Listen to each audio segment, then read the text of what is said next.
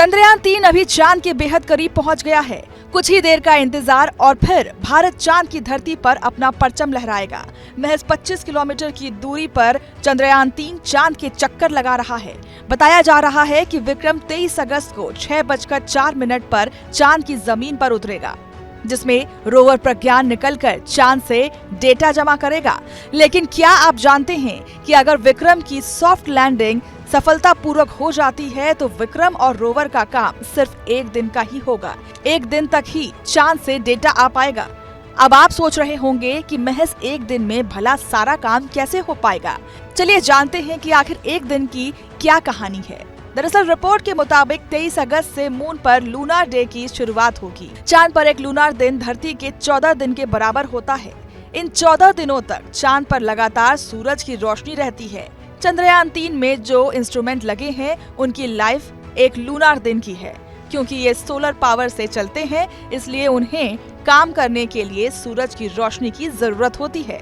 अगर किसी वजह से 23 अगस्त को चंद्रयान-3 चांद पर लैंड नहीं कर पाता है तो अगले दिन फिर से कोशिश करेगा।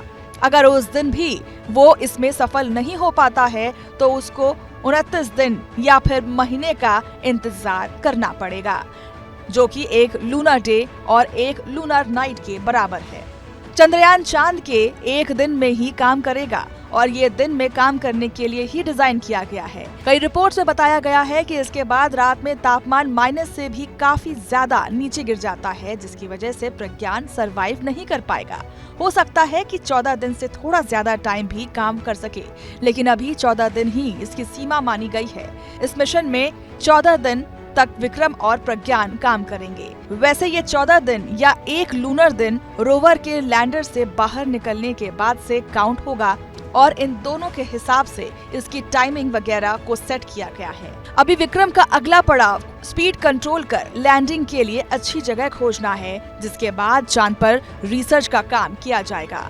प्रोपल्शन मॉड्यूल से लैंडर और रोवर अलग हो गए हैं। लैंडर और रोवर तो अब चांद की लैंडिंग की तैयारी कर रहे हैं, लेकिन अभी प्रोपल्शन मॉड्यूल चांद की रक्षा में घूमता रहेगा। ये कम्युनिकेशन बनाए रखने के लिए चक्कर लगाता रहेगा। इसके साथ ही डेटा कलेक्ट कर जमीन पर भेजता रहेगा। ये पृथ्वी के लिए डेटा कलेक्ट करने का काम लगातार करता रहेगा।